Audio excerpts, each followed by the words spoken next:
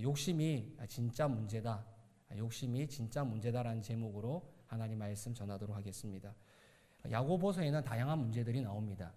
근데 그 문제들은 지금도 일어나고 있는 것 같습니다. 문제라고 하는 것은 시간을 초월합니다. 공간도 초월해요. 이스라엘에서 있었던 그 문제들이 지금도 여전히 대한민국과 미국에서 동일하게 일어나고 있습니다. 그런데 그 모든 문제들의 근원, 뿌리가 있습니다. 무엇일까요? 바로 욕심입니다. 영어로는 evil desire, NIV는 그렇게 말하고 있습니다. 그 욕심이 가장 근본적인 문제입니다. 첫째, 욕심은 시기, 다툼, 그리고 더 나아가서는 살인의 근원이 됩니다. 야고보서 4장 1절에서 2절에 보면은 무엇 때문에 여러분 가운데 싸움이나 분쟁이 일어납니까? 여러분의 지체들 안에서 싸우고 있는 육신의 욕심에서 생기는 것이 아닙니까? 여러분은 욕심을 부려도 얻지 못하면 살인을 하고 담내어도 가지지 못하면 다투고 싸웁니다. 둘째, 욕심은 기도 응답의 부재의 원인입니다. 욕심은 기도 응답이 이루어지지 않게 합니다. 욕심이 생기면은 기도하지 않습니다. 기도를 해도 응답을 받지 못합니다. 야고보서 4장 3절에 보면은 여러분이 얻지 못하는 것은 구하지 않기 때문이요. 구하여도 얻지 못하는 것은 자기 쾌락을 누리는 데 쓰려고 잘못 구하기 때문입니다. 기도를 안 할 뿐 아니라 하더라도 욕심을 가지고 있으면 응답이 없다라고 하는 것이죠. 세 번째, 욕심은 하나님과 원수가 되게 합니다. 욕심이 생기면은 하나님의 뜻을 구하지 않습니다. 대신에 자신의 뜻을 하나님께 강요합니다. 아버지의 뜻이 하늘에서와 같이 땅에서도 이루어지다라고 하는 것이 아니라 나의 뜻이 땅에서와 같이 하늘에서도 이루어지다라고 기도합니다. 하나님은 온 우주의 창조주시고 온 우주의 통치자십니다. 그러하기 때문에 명령은 하나님이 하시는 거고 우리는 그 명령을 따라서 준행하는 거죠. 따르는 것입니다. 그런데 욕심이 들어가게 되면 이 포지션이 체인지가 되는 거예요. 내가 명령을 하고 하나님이 따라라는 거죠. 나의 뜻이 하나님께 상달되어서 내가 하나님께 명령을 하고 하나님이 그 명령을 따라서 움직이기를 원합니다. 근데 그것이 마음대로 안 되면은 하나님을 떠나가 버리는 거죠. 아주 건방진 것이고 아주 무례한 것이고 아주 교만한 것입니다. 사랑하는 성도 여러분, 욕심을 버리시기를 바랍니다. 내 뜻을 내려놓고 하나님의 뜻을 받아들일 수 있기를 진심으로 바랍니다. 야고보서 4장 6절에서 7절 말씀을 보면 그러나 더욱 큰 은혜를 주시나니 그러므로 일렀을 때 하나님이 교만한 자를 물리치시고 겸손한 자에게 은혜를 주신다 하였느니라. 그런즉 너희는 뭐라고요? 하나님께 복종할지어다. 하나님께 복종하는 자, 하나님의 뜻을 받아들이는 자는 큰 은혜를 주시는데 그냥 큰 은혜가 아니라 뭐라고요? 더욱 큰 은혜를 주신다라는 것입니다. 이런 은혜가 저와 여러분에게 있기를 진심으로 바랍니다. 넷째, 욕심은 비방, 수군거림, 정죄의 근원입니다. 욕심은 비방과 정죄와 수군거림의 근원입니다. 뿌리입니다.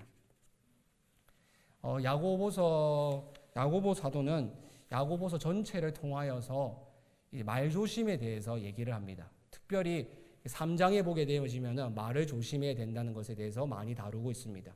야고보서가 총 5장밖에 안 되는데 3장, 한 장의 대부분을 다루고 있다는 것을 보면은 많은 부분에서 이 말조심에 대해서 다루고 있는 거죠. 말이라고 하는 것이 아주 위험합니다. 특별히 누군가에 대해서 비방하고 수군거리고 뒷담화하고 비판하고 하는 것은 그 공동체를 깨트릴 수 있습니다. 가정 공동체도 깨트릴 수 있고 부부 사이도 깨트릴 수 있고 친척 간에도 그리고는 교회 안에서도 사회 안에서도 그것을 깨트릴 수가 있습니다. 그림을 한번 보여주시면 한번 보십시오. 인간의 입에서 나오는 그 주먹이 다른 사람의 마음을 이제 아프게 하는 거지 않습니까? 대한민국은 삼권 분립 제도를 취하고 있습니다. 미국도 마찬가지죠. 입법, 사법, 행정. 예, 잘 아시네요. 입법, 사법, 행정. 근데 입법, 즉 선과 악의 기준을 만드는 것이 입법이고 그 기준을 따라서 집행하는 것이 행정이고 그 법의 기준으로 하여서 심판, 판단을 하는 것이 사법입니다. 근데 이 3권을 분리시켜 놔서 서로 견제하게 만들어 놨죠. 안 그러면 독재가 되니까요. 근데 하나님의 나라에서는 다릅니다. 하나님 나라에서는 하나님이 입법과 사법과 행정 모두를 다 가지고 계십니다. 근데 하나님께서 인간들에게 딱 하나만 위임을 하셨어요. 무엇일까요? 퀴즈입니다. 예, 딱 하나만 위임하셨는데 뭐냐? 바로 행정입니다. 하나님의 말씀에 따라서 세상을 통치할 수 있는 권한을 위임하셨어요. 그래서 인간을 하나님의 대리 통치자라고 하죠. 그런데 모든 권한을 다 위임한 것이 아니라 인간이 감당할 수 있는 범위 내에서만 위임을 하셨습니다. 그런데 단 1도 위임하지 않은 것이 있는데 그것이 무엇이냐면은 입법과 사법입니다. 입법과 사법은 단 1도, 단 1%도, 단 하나도 하나님이 위임한 적이 없습니다. 그런데 타락한 인간은 이 하나님의 권한을 다 가져오기를 원하죠. 이것이 타락의 본질입니다. 스스로 선과 악의 기준이 되고 스스로 그 기준을 따라서 이 세상을 살아가고 스스로 그 기준을 따라서 온 세상을 다 판단하는, 즉 하나님의 자리에 인간이 올라가고자 했던 것이 바로 타락입니다. 창세기 3장 4절에서 5절에 보게 되면은 이렇게 하죠.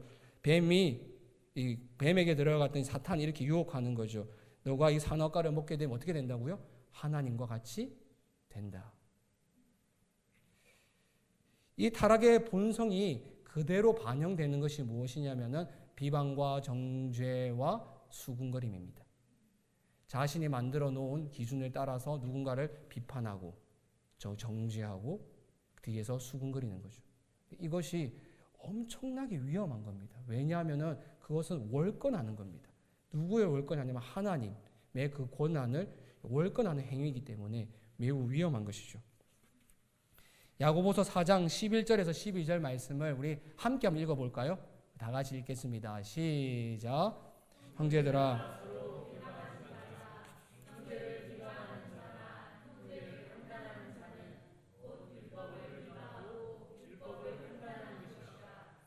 내가 만일 율법을 판단하며 율법의 준행자가 아니요 재판관이로다.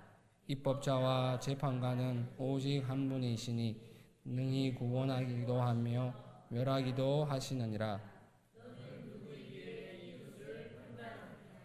사랑하는 성도 여러분, 지금 혹시 누군가를 비방하십니까? 혹시 누군가를 판단하고 계십니까? 누군가에 대해서 수군거리고 계십니까? 만일 그렇다고 한다면 빨리 돌아서시기를 바랍니다. 여러분이 그 수군거리고 누군가에 대해서 안 좋은 얘기들을 하고 하는 것이 작은 어떤 죄 같잖아요. 근데 그게 아니라 하나님의 권한을 침범하는 아주 무서운 죄인 거예요. 성경에서 그걸 금하고 있는 겁니다. 무서운 거죠. 아주 무서운 거죠. 하나님 정말 싫어하는 타락의 본질이 비방과 수군거림과 누군가에 대해서 정죄하는 그 말이라고 하는 것입니다. 다섯째, 욕심은 착취, 사치, 쾌락, 과도한 부의 축척의 원인입니다. 다시 한번요. 착취, 사치, 쾌락, 과도한 부의 축척의 원인입니다. 우리 모두는 부자가 되기를 원합니다. 그리고 돈의 위력을 잘 알고 있습니다. 특별히 미국에 와서 살다 보니까 돈이 얼마나 위력적인지 알겠더라고요. 뉴욕에 오니까 더 하더라고요. 그렇지 않나요? 뉴욕에 오니까 또 맨하탄 가보니까 와, 역시 미국은 대단한 나라야 이런 생각이 들었는데요. 저희가 그 플로리다 올랜도에 가서 디즈니 월드 갔거든요. 동심의 나라잖아요. 그런데 거기서 줄 서는데도 돈이 있으면은 새치기가 합법적인 거예요. 아이들이 묻습니다. 아빠, 쟤네들은 빨리 가. 돈이 많아서. 우리는 돈이 없어. 아주 비참합니다. 새치기가 돈으로 가능하고 이것이 아주 정당하게 되는 나라에 여러분들이 살고 계십니다. 근데 그 중에서도 핵심, 뉴욕, 그 중에서 핵심, 맨하탄 근처에서 살고 계십니다. 그렇기 때문에 여러분은 돈의 위력을 그 누구보다 잘 알 겁니다. 돈이 가지면 대저택에서 살 수 있고, 돈이 있으면 요트를 살 수 있고, 좋은 차를 살 수가 있고, 그 외에도 여러 가지 것들을 돈이 있으면 할 수 있잖아요. 돈은 파워풀합니다. 돈의 위력은 대단합니다, 사실은. 조지아에 이제 고등학교 친구가 이제 교수로 이제 일하고 있는데요. 기계공학과 교수입니다. 만나서 얘기를 하는데 그 친구와 그 공대 교수들은 대부분 외국인이 공대 교수를 한다고 합니다. 왜냐? 미국인들은 돈이 안 되기 때문에 교수를 안 한다고 하죠. 그래서 자기 공대 교수 전부 다 한국 사람이든 인도 사람이든 다 외국인이래요. 이런 나라에 여러분이 살고 계십니다. 그러다 보니까 여러분은 어떠세요? 혹시 영향력 받고 있지 않습니까? 여러분의 비전과 꿈이 혹시 재산을 늘리고, 죄송합니다. 재산을 증여하는 것은 아닌가요? 내 자신에게 내 재산을 많이 쌓고요. 많이 쌓았다가 내 죽을 때 내 자녀에게 나처럼 힘들게 안 살도록 하기 위해서 재산 많이 물려주는 게 혹시 여러분의 소명, 사명은 아니십니까? 만약 그렇다고 한다면 정말 불행한 겁니다. 위험한 거예요. 빛 좋은 개살구입니다. 100년만 지나보십시오. 우리 이 자리에 계신 모든 분들이 하나님 앞에 설 겁니다. 두렵지 않으십니까? 그리고 내가 내 자녀를 망치는 거예요. 내가 내 자녀에게 보여준 것이 인생을 사는 사명과 인생을 사는 소명이 돈을 모으는 것이고, 그리고 그 돈을 단순히 자녀들에게 증여하는 것이 인생의 목표라는 것을 자녀들에게 보여주잖아요. 그럼 진짜 불행한 거예요, 그 자녀에게. 자녀는 무엇을 보고 가장 많이 배우냐면 부모의 삶을 보고 가장 많이 배웁니다. 근데 만일에 그것이 내 인생의 목표라고 한다면은 여러분 다시 한번 생각하셔야 됩니다. 너무너무 어쩌면은 정말 그렇게 하나님 앞에 서게 되면 정말 인생이 너무나도 안타까울 수 있다라는 것이죠.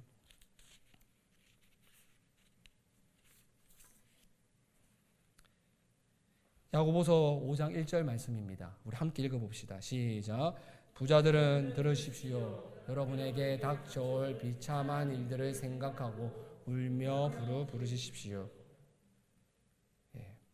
그런데 야고보 사도가 모든 부자들을 비난한 것 아닙니다. 사실 잘 아는 욥 엄청난 부자였습니다. 아브라함과 이삭과 야곱 부자였어요.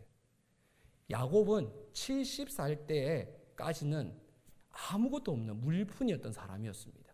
혈혈단신으로 외삼촌 라반의 집에 도망가잖아요. 그때 청년이 아니었어요. 70세. 그때까지 집 한 채 없는, 차 하나 없는 빈털털이었습니다. 하나님 말년에 복 주셔서 거부가 되어지죠. 성경에는 그렇게 부자된 사람이 많습니다. 그러니까 부자 자체를 비난하는 것 아닙니다. 문제는 무엇입니까? 욕심입니다. 하나님은 잉여의 부를 다른 사람들과 나누기를 원하십니다. 공유하기를 원하세요. 내가 독점하면 하나님 기뻐하지 않으십니다. 금요일 밤이었습니다. 이제 목사님께서 이제 하민 형제랑 투어한 후에 저녁에 이제 같이 식사를 하고 나눔 시간을 가졌습니다. 가정 예배를 드렸죠. 그러면서 이제 감사 나눔을 하는 시간을 가졌습니다. 그때 이제 하민 형제가 이런 얘기를 하더라고요. 이전에는 방 한 칸에서 온 식구가 살아서 누군가가 방문을 해도 제대로 섬기는 것이 제약이 있었고 했는데, 그래도 이제는 완전 큰 집은 아니나 이런 집이 생겨서 다른 이들을 섬길 수가 있어서 참 감사하다, 이런 얘기를 하더라고요. 그 얘기를 듣는데 저도 모르게 눈물이 났어요. 어떻게 이 젊은 애가 이런 얘기를 할 수 있지? 목사님, 사모님이 또 눈물이 나네. 목사님, 사모님이 너무 부러운 거예요. 그러니까 아이비 좋은 대학을 나와서 부러운 게 아니라, 그것도 부럽죠 사실. 근데 그것 때문이 아니라 이 아이들이 어떻게 이런 마인드를 가지고 성경적 가치관을 가지고 살아갈 수 있지? 집이 늘어서 편안해져서 좋은 게 아니라 이 집이 늘어서 다른 사람들을 대접하고 섬기고 하는 그것을 하는 것이 즐겁다라고 얘기를 하는데, 그게 빈말이 아니라 진심으로 느껴지기 시작하니까 이게 눈물이 나더라고요. 너무 감격이 돼가지고요. 저는 꿈이 꿉니다. 저희 아이들도 그러길 바랍니다. 아멘 한번 해주세요. 이게 진심으로 저희 아이들 그렇게 되길 원하거든요. 하민 형제라도 하영 자매처럼 좋은 대학은 못 가더라도 우리 아이들이 한국에 살든 미국에서 혹시나 기회가 되어 하나님 주신 기회가 있어서 이 미국에 뉴욕에 와서 한번 공부를 할 수 있는 기회가 있다면 모르겠지만 주의 말씀대로 살아가서 사람 살리는 사람 되었으면 좋겠어요. 이 세상에는요 똑똑한 사람 정말 많아요. 이미 나오시니까 알잖아요. 똑똑한 사람 정말 많아요. 부자들 진짜 많아요. 건강한 사람들도 정말 많아요. 그런데 이 시대에 잘 찾아보기 힘든 사람이 누군지 아세요? 하나님의 사람입니다. 잘 없어요. 진짜 없어요. 그래서 하나님은 누구에 주목하냐면 하나님의 사람입니다. 공부 좀 못하고요. 어렸을 때 좀 힘들어도요. 하나님의 사람 주목한대요. 링컨 아시잖아요. 그 외에도 수많은 사람도 있잖아요.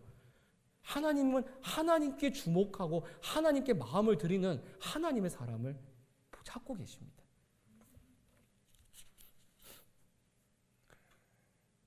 오뚜기 회사를 사람들은 뭐라고 부르는지 아십니까? 예, 가뚜기라죠. 여기 수준이 있으시네요. 다른 교회에서 설교했더니 그거 뭐예요? 했더니 가뚜기라고 부르죠. 왜 가뚜기라고 부릅니까? 그 회장님이 좋은 일을 많이 했죠. 제가 읽어드리면은 그 1,500억 원대 상속세를 성실히 납부했고요.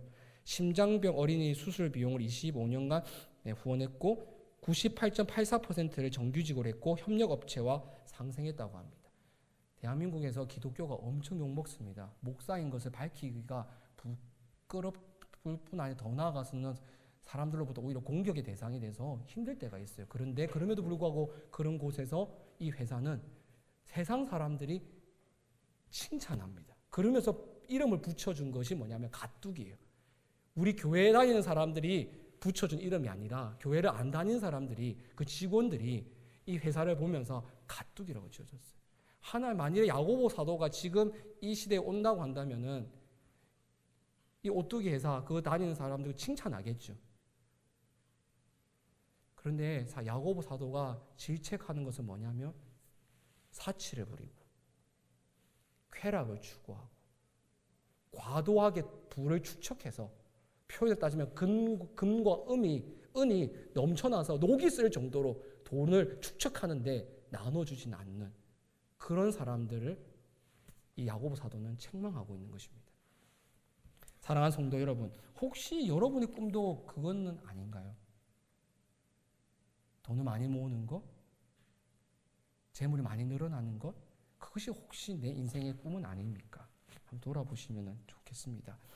고린도후서 8장 12절에 15절이 하나님 아버지의 마음입니다. 할 마음만 있으면 있는 대로 받으실 터이요 없는 것은 받지 아니하시리라. 이는 다른 사람을 평안하게 하고 너희는 공고하게 하려는 것이 아니요 균등하게 하려 함이니 이제 너희의 넉넉한 것으로 그들의 부족한 것을 보충한 후에 그들의 넉넉한 것으로 너희의 부족한 것을 보충하여 균등하게 하려 함이라. 기록된 것과 같이 많이 거둔 자도 남지 아니하였고 적게 거둔 자도 모자라지 아니하였느니라. 이것이 하나님 아버지의 마음입니다. 정리를 하면 모든 문제의 근원에는 뭐가 있다고요? 욕심이 있습니다. 이것만 기억하면 됩니다. 모든 문제에 대해 뿌리를 파고 들어가면 딱 뭐가 나오냐면 욕심이 있습니다. 그러므로 이 욕심을 해결해야 여러분의 인생이 행복해질 수 있고 욕심을 해결해야 여러분의 삶이 풍요로워질 수가 있습니다. 그럼 어떻게 하면 이 욕심을 해결할 수가 있을까요? 첫 번째, 하나님의 주권을 인정해야 됩니다. 하나님의 주권을 인정해야 합니다. 하나님은 온 우주의 창조주시고 통치자이십니다. 생사화복이 그분에게 달려 있습니다. 지금 이 순간에도 제가 설교한 도중에 하나님이 저의 생명을 거두어 가실 수 있습니다. 저는 이걸 믿습니다. 이 순간에 저를 데려가실 수 있다는 것을 저는 믿어요. 이것을 믿기 시작하니까 겸손해지기 시작하더라고요. 이걸 믿기 시작하니까 욕심을 부릴 수가 없어요. 야고보서 4장 13절에서 15절에 보면 오늘이나 내일 어느 도시에 가서 1년 동안 거기에 지내며 장사하여 돈을 벌겠다는 사람들이여 들으십시오. 여러분은 내일 일을 알지 못합니다. 여러분의 생명이 무엇입니까? 여러분은 잠깐 나타났다가 사라져버리는 안개에 지나지 않습니다. 도리어 여러분은 이렇게 말해야 할 것입니다. 어떻게 해요? 주님께서 원하시면 우리가 살 것이고 또 이런 일이나 저런 일을 할 것이다. 그런데 여러분은 지금 우쭐대면서 자랑하고 있습니다. 그와 같은 자랑은 다 뭐라고요?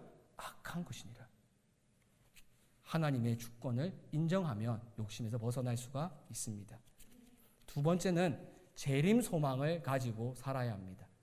주님께서 다시 오신다고 했습니다. 주님께서 다시 오시면 우리는 부활할 것입니다. 부활하여 영원한 새하늘과 새 땅에서 살 것입니다. 믿으십니까? 이것을 믿고 우리의 시선을 그곳에만 집중해야 이 땅에서 욕심에서 자유할 수가 있습니다. 양다리를 걸치면은요, 절대로 자유함이 오지 않습니다. 대부분의 성도들이, 대부분의 사람들이 양다리를 걸칩니다. 하늘 소망 가지고 있습니다. 예수를 믿는 것 같습니다. 예수님 다시 오시기를 바라는 것 같습니다. 부활을 기대하는 것 같습니다. 죽으면 천국 가는 거 믿는 것 같습니다. 그런데 여전히 내 마음은 어디에 있냐면 이 땅에도 있습니다. 양다리죠. 두 마음을 품은 겁니다. 이러면은 이 욕심이 제거가 안 됩니다.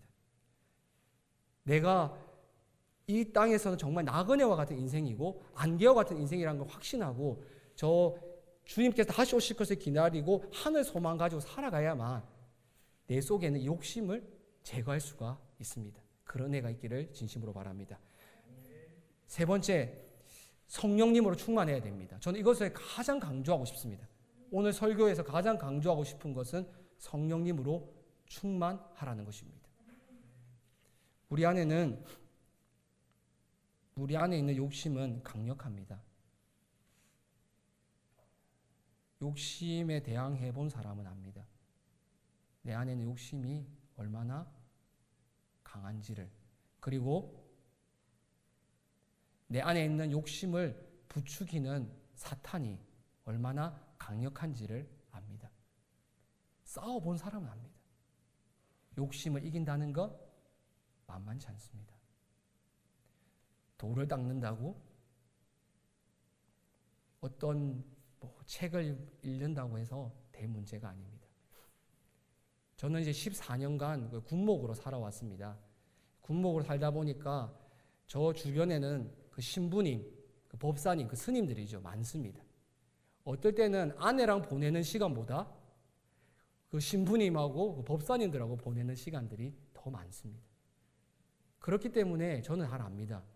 어떤 종교의 성직자든지 관계없이 어떠한 수행을 통해서 욕심을 완전히 제거한다는 것은 불가능하다는 걸 압니다. 아무리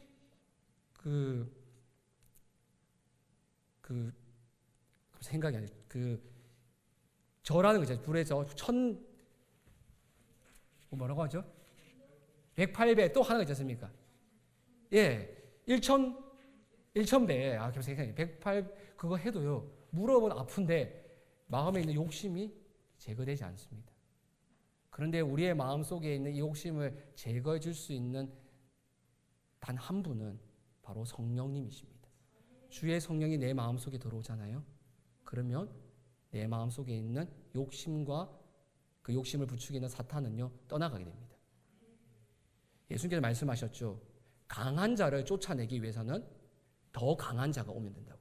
정확한 원리입니다. 성령님이 오시면 욕심이 강하고 그 욕심을 부추기는 사탄이 강하다 할지라도 주랭랑칩니다. 이것이 성경의 원리입니다. 우리의 마음속에 있는 욕심을 제거할 수 있는 유일한 방법은 우리가 주의 성령으로 충만하게 되는 것이죠. 월마트에서 이제 월마트에 가가지고요, 그 10인용 텐트를 한 $100 주고 샀습니다. 캠핑 좋아하십니까? 저희도 여기 와서 처음으로 이제 캠핑들을 좀 해봤는데요. 근데 그 텐트에는 이제 그 천막이 있어가지고요, 이 천막을 벗기면 모기장이 있어서 밤하늘의 별도 볼 수 있고 공기도 잘 순환될 수 있도록 그렇게 되어져 있습니다. 근데 구약 성경에 텐트가 성막이 이런 텐트로 되어져 있습니다. 그런데 구약 성경에 나오는 이 성막은요, 빛이 하나도 들어오지 않습니다. 화면을 보시면 덮개가 몇 겹개가 되어 있죠? 4개입니다. 가죽도 두껍습니다. 그러니까 빛이 하나도 들어오지 않습니다.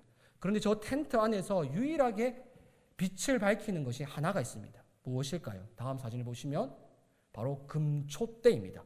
머노라라고 부르는 저 금촛대가 저 안을 밝히는 유일한 빛입니다. 그런데 저 금촛대가 상징하는 것은 바로 성령님이십니다. 요한계시록과 스가랴서에 보게 되어지면은 저 금촛대가 성령님을 상징한다고 분명히 말합니다. 성령님이 오시면 우리 마음속에 있고 우리의 삶에 드리워져 있는 모든 어두움이 다 물러가게 되어져 있습니다. 빛이 있는 곳에는 어두움이 함께할 수가 없습니다. 그런데 그 금초대 바로 앞에 보면 뭐가 보입니까? 떡상이 있죠. 보이십니까? 떡상이 있고 그 떡상 위에 보면은 상위에 보면은 전병이 6개가 놓여져 있습니다. 저 떡상이 상징하는 것은 무엇이냐면 모든 하나님의 백성들입니다. 12지파를 상징하는 모든 하나님의 백성들이죠. 다르게 얘기하면은 모든 하나님의 백성들에게 드리워져 있는 그 어두움이 어떻게 하면 물러간다고요? 주의 성령께서 오시면 물러갑니다. 여러분의 삶 속에 어떤 어두움이 있습니까? 경제적인 어두움이 있으십니까? 관계적인 어려움이 있으십니까? 또는 자녀로 인하여서 어두움을 겪고 계십니까? 아니면은 제가 알지 못하는 크고 작은 질병들로 인하여서 여러분의 삶 속에 어두움이 들어와 있습니까? 근데 그 어두움이 사라질 수 있는 유일한 방법이 뭐냐면 하나님의 영이신 성령님이 임하시면 됩니다. 주의 영이 임하시면 내 삶에 있는 모든 어두움은 물러갑니다. 마가다락방에 주의 성령이 임하시자 제자 공동체 가운데 임했던 어두움들이 다 물러갔습니다. 같은 은혜가 저와 여러분에 있기를 진심으로 바랍니다.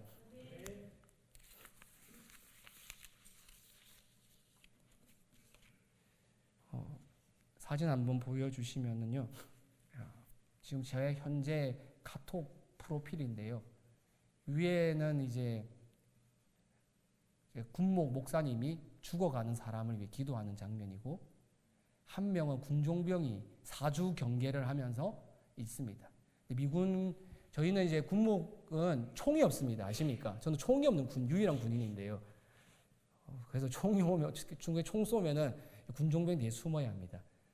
제네베 협약에서 없거든요. 그래서 미군에서는 군종병들을 누구로 뽑냐면 스나이퍼 출신과 특전사 출신들로 뽑습니다. 근데 그걸 말씀드리려고 한 게 아니라 그 밑에 보면은 조그만한 게 뭐가 보이세요? 불이 보이죠. 제가 이번에 캠핑하면서 찍었던 그 불입니다. 저게 넣어놓은 이유가 있습니다. 제가 가장 자주 보는 게 카톡이더라고요. 저거 볼 때마다 하나님, 내가 주님의 성령으로 충만하게 해주시고 성령의 불로 채워달라고 기도하는 거예요. 여러분, 뱀 아시죠? 뱀은 냉혈 동물입니다. 그 뱀이 불 가까이는 못 와요. 그래서 불을 피워놓게 되면 뱀은 도망가게 되어 있습니다. 뱀이 무엇을 상징하는지 아시죠? 사탄과 마귀를 상징합니다. 사탄과 마귀와 내 삶 속에 들어져 있는 어떤 죄와 욕심을 쫓아낼 수 있는 유일한 방법은 주님의 성령의 불이 임하는 겁니다.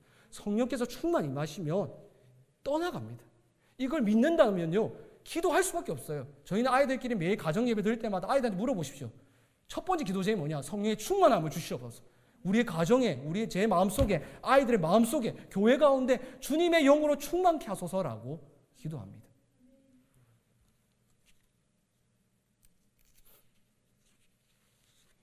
누가복음 11장 13절 말씀입니다.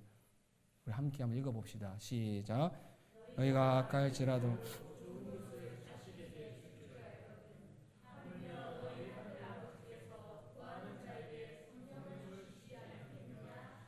아멘. 미국에 살다 보면 저도 그렇게 느껴요. 돈으로 안 되는 게 없는 것 같아요. 돈으로 다 살 수 있는 것 같습니다. 미국뿐만 아니라 대한민국에서도 돈으로 살 수 없는 것이 없는 것 같습니다. 하지만 돈으로 살 수 없는 것이 있습니다. 그것이 뭐냐면 바로 성령님이십니다. 사마리아의 마술사 시몬이 성령님을 돈으로 살려고 하다가 베드로 사도에게 크게 혼났습니다. 여러분이 성령으로 충만할 수 있는 유일한 방법은 무엇이냐면은 기도하는 것입니다. 함께 주의 성령을 구하면 여러분의 마음속에 이 교회 공동체 가운데 하나님의 영이 임하시게 될 것입니다. 자, 그러면 욕심에서 벗어나면 어떤 유익이 있을까요? 간단하게 살펴보겠습니다. 첫째, 현세에서 100배나 복을 받고 내세에서도 영생을 누리게 됩니다. 쉽게 말하면 진짜 부자가 됩니다. 우리는 욕심을 버리면은 가난해질 거라고 생각하는데 착각입니다. 욕심을 버리면 진정한 부자가 됩니다. 예수님께서 분명히 그렇게 말씀하셨습니다. 누가복음 10장 29절에서 30절 말씀을 보면 우리 함께 한번 읽어볼까요? 시작. 예수께서 이르시되 내가 진실로 너희에게 이르노니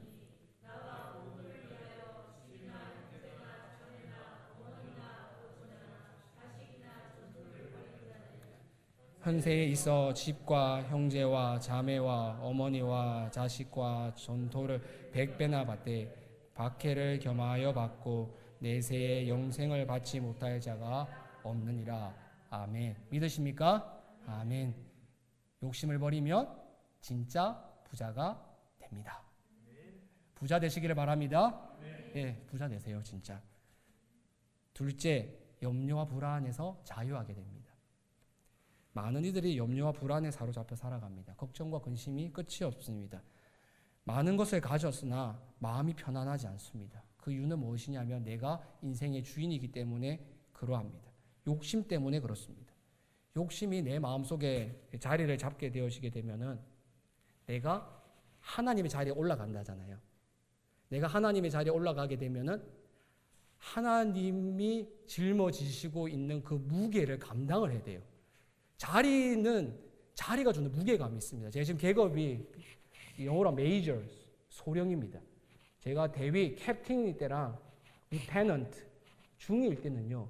지금 제가 소령으로 가지고 있을 때 이 무게감을 느끼지 못했습니다. 그런데 딱 소령 계급장을 달고 나자 그 자리가 주는 포지션이 주는 무게감이 있습니다. 좋을 줄만 않습니다. 계급장 너무 월급도 올라가고요. 또 나름 높은 위치에 있으니까 누가 함부로 말도 하지 않으니까. 욕도 안 할 수도 있고 반말도 안 하니까 가끔 반말하거든요. 목사한테도요. 이래저래 반말하는데 그런 것도 안 하니까. 그런데 이 자리가 주는 무게감이 있습니다. 그런데 욕심을 가지게 되면은 하나님이 짊어지고 있는 무게감이 있잖아요. 그런데 그 무게감을 누가 짊어져야 되나? 내가 짊어져야 되는 거예요. 자리가 주는 그 책임감과 무게감을 내 스스로 짊어지게 되면 불안하고 두려워집니다. 내가 감당할 수 없는 어떤 책임이 주어지게 되면 불안해져요. 그래서 이 시대를 살아가는 많은 사람들이 우울하고 불안한 겁니다. 이 시대의 최고의 종교가 뭔지 아십니까? 대한민국 종교 퍼센트 1번 무교입니다. 미국의 최대 종교 무교입니다. 무신론. 기독교도 아니고 이슬람교도 아닙니다. 무교가 무엇이냐? 하나님의 그 권한을 월권할 뿐만 아니라 더 나아가서 하나님의 존재 자체를 부정해버리고 하나님을 죽여버리는 것이 무교입니다. 그러니까 그 자리에 자기가 올라가는 거죠. 내가 하나님이 되는 거잖아요. 그러니까 문제가 뭐냐면 좋아요. 내가 하나님이 근데 자기가 다 책임져야 되는 거예요. 그 자리에 무게감 감당을 하죠. 왕관의 무게를 감당하라잖아요. 왕자만을 탐내지 말고 그 왕자가 주는 왕관이 주는 그 무게감을 감당할 수 있어야 되거든요. 근데 그게 안 되잖아요, 사실은. 그러니까 전부 다 우울해지고 불안해지는 겁니다. 우울한 게 뭐냐면 소망이 없는 거거든요. 불안이 무엇입니까? 내 삶 전체가 정말 믿고 의지할 데가 없는 거예요.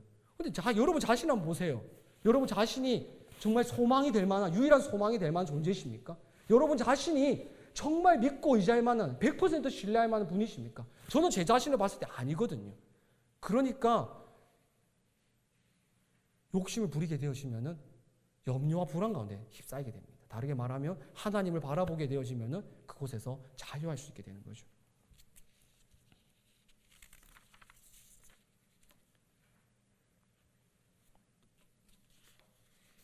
마지막으로 욕심에서 벗어나게 되면은 어떤 유익이 있냐면은 내 삶의 모든 영역이 살아나게 되어집니다. 에스겔 37장에 보게 되면 그 성령께서 임하자 메마른 뼈들이 살아납니다. 47장에 보게 되어지면은 생수의 강이 흘러가자 온 땅에 있는 메마른 땅들이 살아납니다. 그림을 한번 보여주십시오. 물두멍, 성령을 상징하죠. 물두멍에서 물이 흘러가자 물이 닿는 곳마다 다 살아나는 역사가 있게 되어집니다. 마찬가지입니다. 여러분의 삶 속에 수의 성령이 임하시면 여러분의 삶이 살아나게 될 것입니다. 결론을 맺겠습니다. 많은 이들이 욕심을 문제로 생각하지 않습니다. 심지어는 욕심을 장려하기도 합니다.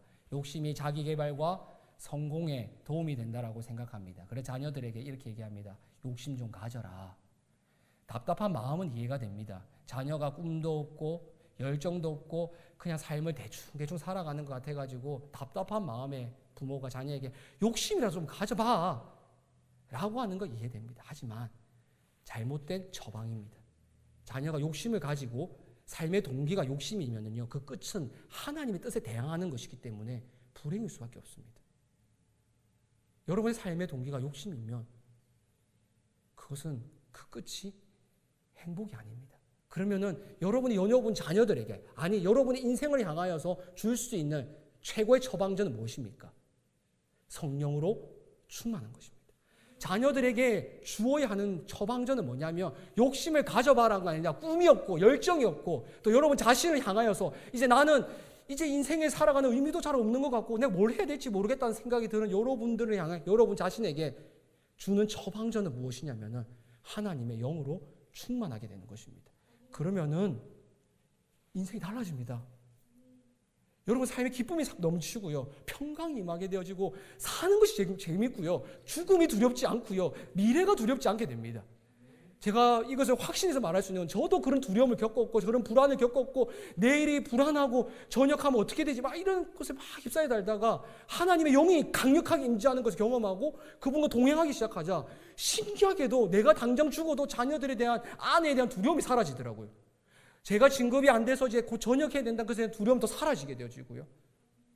하루하루 살아가시는 것이 두렵지 않게 되고 하루하루가 행복하고 하루하루가 즐거운 거예요. 미국에서도 그렇고 한국에서도 마찬가지인 거죠. 사랑하는 성도 여러분, 여러분 삶 속에 같은 은혜가 있기를 진심으로 바랍니다. 그래서 앞에서 아까 말씀드렸듯이 욕심에서 벗어나려면 세 가지가 있어야 된다했습니다. 첫째, 하나님의 주권을 인정하고, 둘째, 재림 소망을 가지고 살고, 세 번째, 성령으로 충만해야 된다 했습니다. 그러면 세 가지 유익이 됐습니다. 첫 번째 뭐죠? 현세와 내세의 복을 받는다. 진정한 부자가 될 수 있다. 두 번째, 염려와 불안에서 자유하게 된다. 세 번째요, 삶의 모든 영역이 살아나게 됩니다. 그런 은혜가 여러분에게 있기를 진심으로 바랍니다. 기도하겠습니다.